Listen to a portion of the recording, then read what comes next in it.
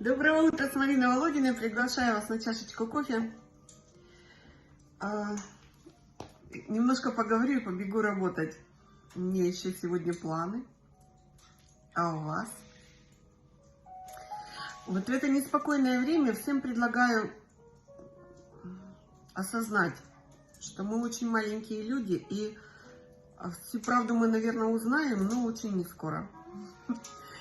Поэтому нужно, я считаю, занять самую правильную позицию,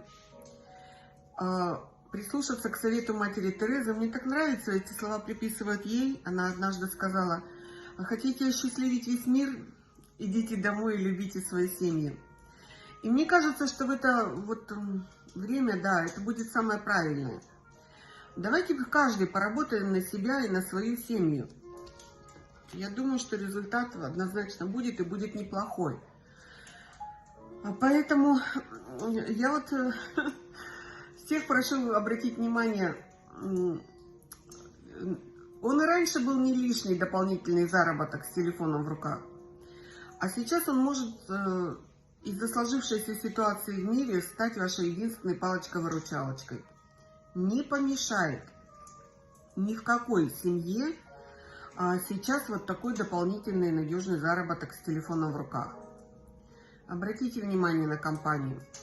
Компания работает 4-й год. Работает все хорошо, развивается благополучно. Риска экономического нет.